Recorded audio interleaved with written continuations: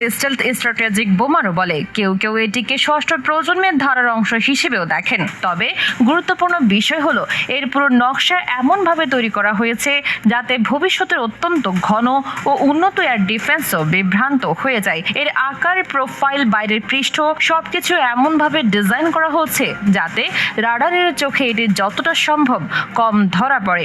আর এখানে দুই দুনিয়ার পার্থক্য। টিউড 160 বলে, আমি এত দ্রুত আর এত দূর থেকে আঘাত করব যে আমাকে থামানো কঠিন হবে। আর V21 বলে, তোমার চোখও যদি আমাকে না দেখে তাহলে গতি প্রমাণ করার দরকার কি? এই পার্থক্যটাই আজকের সবচেয়ে বড় সামরিক বিতর্ক। আমেরিকার এই নতুন বোমারু বিমান নিয়ে যত আলোচনা, তার বড় কারণ শুধু স্টেলথ নয়, বরং এটি এমন এক প্ল্যাটফর্ম হিসেবে ভাবা হচ্ছে যেটি ভবিষ্যতের ডিজিটাল যুদ্ধক্ষেত্রে কাজ করবে। খোলা তথ্য থেকে যেটুকু জানা যায় তাতে বোঝা যায় এর ভেতরে থাকবে উন্নত সেন্সর, নেটওয়ার্ক কেন্দ্রিক যোগাযোগ ব্যবস্থা, ইলেকট্রনিক যুদ্ধের উপাদান আর দ্রুত আপগ্রেড করা যায় এমন ডিজিটাল আর্কিটেকচার। মানে আজ যা আছে কাল সেটা বদলে আর উন্নত কিছু বসানো যাবে। যুদ্ধ এখন আর দশক ধরে একই রকম থাকে না, প্রযুক্তি বদলায়, হুমকি বদলায়। তাই আমেরিকা এমন একটা বিমান বানাতে চাইছে যা শুধু আজকের জন্য নয়, আগামী 30 বছরের জন্য প্রাসঙ্গিক থাকবে।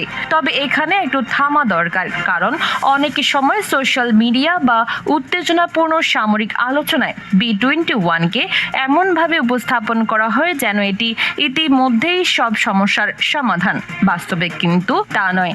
এই বিমান এখনো পরীক্ষার পর্যায়ে, এটি এখনো যুদ্ধক্ষেত্রে নিজেকে প্রমাণ করেনি।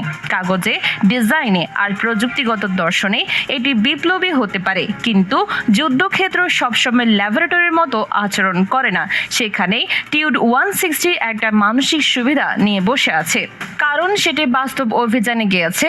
এর সীমাবদ্ধতা জানা, এর শক্তি জানা, এর অপারেশনাল আচরণ জানা। কিন্তু তার মানে কি পুরনো জিনিসই সবসময় ভালো? সেটাও নয়, কারণ টিউড 160 এমন এক সময়ে তৈরি যখন স্টেলথ ছিল না আধুনিক আকাশ যুদ্ধের কেন্দ্রবিন্দু।